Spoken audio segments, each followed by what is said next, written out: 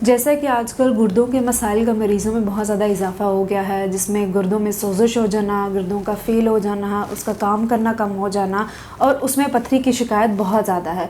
आज की इस वीडियो में हम आपको उन आदात और उन बीमारियों के बारे में बता रहे हैं जो आपको गुर्दों के मसाइल की तरफ ले जाती हैं। साथ ही हम उन बेहतरीन कुदरती ग़िज़ाओं का भी ज़िक्र करेंगे जिनके इस्तेमाल से आप गुर्दों के मसाइल से बच सकते हैं, और हम उन तरीक़ों के बारे में बात करेंगे जिनकी मदद से आप गुर्दों की बीमारियों से हमेशा के लिए बच सकते हैं। अस्सलाम वालेकुम, मेरा नाम डॉक्टर महविश इदरीस है और मैं इवान एस्थेटिक सेंटर जीटन मरकज़ इस्लामाबाद में एज अ क्लिनिकल डाइटिशियन और स्किन एक्सपर्ट काम कर रही हूँ और आप देख रहे हैं सेहत ज़िंदगी। इस वीडियो में मैं उन आदात के बारे में और उन बीमारियों के बारे में बात करूँगी जिनकी वजह से आप गुर्दों के मसाइल का शिकार हो सकते हैं। सबसे पहले अगर मैं उन आदात की बात करूँ तो उसमें सबसे पहले आपकी ग़िज़ा आती है। अगर उन ग़िज़ाओं का इस्तेमाल आप कर रहे हैं जिसमें नमक का बहुत ज़्यादा इस्तेमाल है, चिकनाई का बहुत ज़्यादा इस्तेमाल कर रहे हैं, तो आप गुर्दों के मसाइल की तरफ जा रहे हैं। साथ में वो लोग जो बहुत कम पानी का इस्तेमाल करते हैं, क्योंकि हमारे गुर्दों को वाफ़िक मिक़दार में पानी की ज़रूरत होती है जिसकी वजह से वो हमारे जिस्म से गैर ज़रूरी मादों को निकाल सके। अगर हम पानी की मिक़दार का इस्तेमाल कम करेंगे तो हम गुर्दों के मसाइल की तरफ जा रहे होते हैं। फिर साथ में वो लोग जो बहुत ज़्यादा बड़े गोश्त का, ये कलेजी, गुर्दे, चिकनाई वाला गोश्त, वो सबसे पहले आपके गुर्दों पे इफ़ेक्ट डाल रहा होता है। इसका इस्तेमाल बहुत ज़्यादा कर रहे होते हैं, मिक़दार में उसको हमारी बॉडी से निकलना होता है जो कि हमारे गुर्दे कर रहे होते हैं।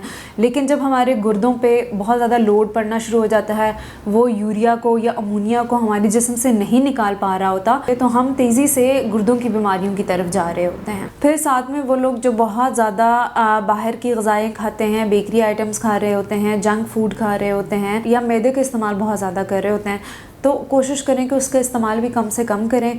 जो लोग fizzy drinks, carbonated drinks, Coke वगैरह, टेट्रा पैक जूसेस का इस्तेमाल कर रहे होते हैं, तो कोशिश करें उसका भी इस्तेमाल कम से कम करें। एक तो उसमें प्रोसेस्ड चीज़ें, गैसेस बहुत ज़्यादा हैं जो हमारे गुर्दों पे नेगेटिव इफ़ेक्ट डाल रही होती हैं, और साथ में उसमें नमक की मिक़दार बहुत ज़्यादा होती है क्योंकि उसको हमने सेव ही ऐसे किया हुआ है ताकि वो ख़राब ना हो। फॉर एग्ज़ाम्पल, अगर एक टिन में चीज़ है वो आपकी 2 महीने निकाल रही है, तो क्या रीज़न है?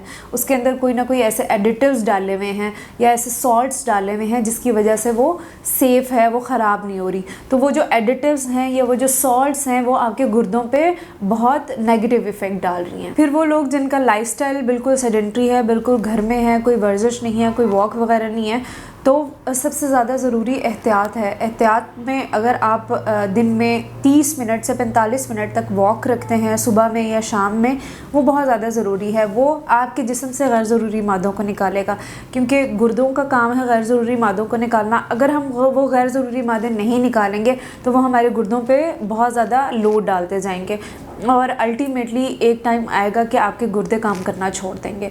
और साथ ही साथ वो लोग जो अपनी नींद नहीं पूरी कर रहे होते, क्योंकि जब हम नींद नहीं पूरे होते तो हमारे जिस्म में वो मादे, गैर ज़रूरी मादे बढ़ना शुरू हो जाते हैं, और कुछ ऐसे हार्मोन्स हैं जो हमारी किडनी निकाल रही होती है, तो वो हार्मोन्स भी प्रोड्यूस नहीं होंगे और साथ साथ आपको डेफिशिएंसीज़ होती जाएंगी और आप गुर्दों की बीमारियों की तरफ जा सकते हैं। फिर साथ ही साथ वो लोग जो बहुत ज़्यादा, जिनका बैठने का काम है या वो बहुत ज़्यादा ट्रैवल में रहते हैं जिसकी वजह से वो अपना पेशाब रोक कर रखते हैं, तो वो भी गुर्दों पे बहुत नेगेटिव इफ़ेक्ट डालता है। तो कोशिश करें जैसे ही आपको आता है कि आपने वॉशरूम जाना है तो आप ज़्यादा देर उसको ना रोकें और जितना जल्दी हो सके उसको अपने जिस्म से खारिज कर दें। साथ ही साथ वो लोग जो मल्टीपल, एक से ज़्यादा बीमारियों के शिकार हैं और वो बहुत ज़्यादा दवाइयों का इस्तेमाल कर रहे हैं या गैर ज़रूरी तौर पर किसी पेन किलर का या दर्द से बचने की दवाई का इस्तेमाल बहुत ज़्यादा कर रहे होते हैं, तो एक्स्ट्रा मेडिकेशन भी आपके गुर्दों पे बहुत नेगेटिव इम्पैक्ट डालती हैं।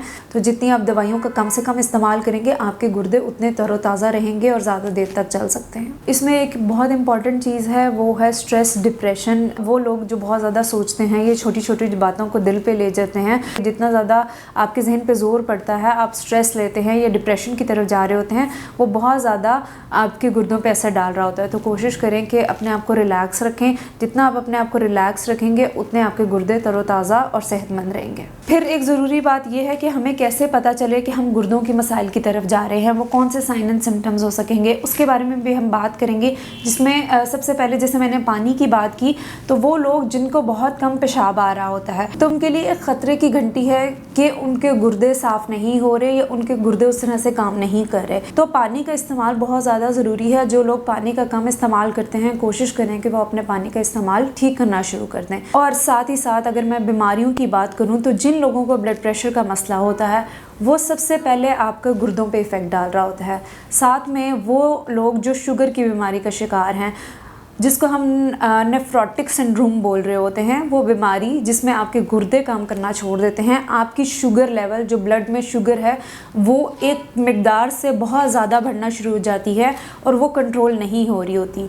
उसके बहुत से रीज़न हो सकते हैं, क्या पता आपकी डाइट ठीक नहीं है या मेडिसिन प्रॉपर नहीं ले रहे या आपकी जो आदत हैं वो ठीक नहीं है, लेकिन जिस भी वजह से आपकी शुगर हमेशा या दिन ब दिन बढ़ती जा रही है वो डायरेक्ट आपके गुर्दों पे फ़र्क डाल रहा है। तो अब मैं उन कुछ ग़िज़ाई एहतियाती तदबीरों के बारे में बात करूँगी जो गुर्दों के मरीज़ों के लिए बहुत ज़्यादा ज़रूरी हैं। दवाइयों के साथ साथ अगर आप ग़िज़ा में बहुत ज़्यादा एहतियात करेंगे तो आप बहुत से और मसाइल से बच सकते हैं, जिसमें सबसे पहले नमक का इस्तेमाल।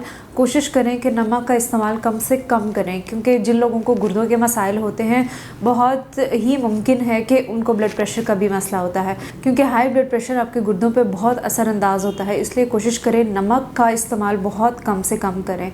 साथ ही जो गुर्दों के मरीज़ होते हैं उनका पोटेशियम लेवल बहुत ज़्यादा हो जाता है, तो कोशिश करनी है कि वो ग़िज़ा लें जिनमें पोटेशियम कम से कम हो। अगर मैं आपको बताऊं कि वो कौन सी ग़िज़ाएँ हैं जिनमें पोटेशियम ज़्यादा होता है तो उसमें केला आ जाता है, खजूरें आ जाती हैं, इंजीरें आ जाती हैं, और साथ में टमाटर का इस्तेमाल कोशिश करें कम से कम करें, और कोशिश करें कि प्रोटीन का इस्तेमाल कम से कम करें। वो ग़िज़ाएँ जिनमें प्रोटीन ज़्यादा है, जैसे सुरगोश्त हो गया, कलेजी हो गया, गुर्दे हो गया, दिल हो गया, ये तो बिल्कुल भी नहीं लेनी। वो ग़िज़ाएँ जो हफ्ते में 2 दफ़ा ले सकते हैं उसमें चिकन आ सकता है, मुर्गी आ जाती है और आपके कुछ दालें आ जाती हैं। दालों का इस्तेमाल हफ्ते में 2 दफ़ा कर सकते हैं, लेकिन दोबारा मैं यही कहूँगी कि जो आपके स्पेशलिस्ट कोई डॉक्टर या डाइटिशियन है वो आपको बता सकती हैं कि आपने ये मिकदार किस हद तक लेनी है। फिर हमेशा मुझसे पूछते हैं कि दूध दही का इस्तेमाल क्या हम कर सकते हैं। तो देखें, एक तो चिकनाई से हमने बचना है, कोशिश करें कि कम चिकनाई वाला दूध और कम चिकनाई वाला दही इस्तेमाल करें।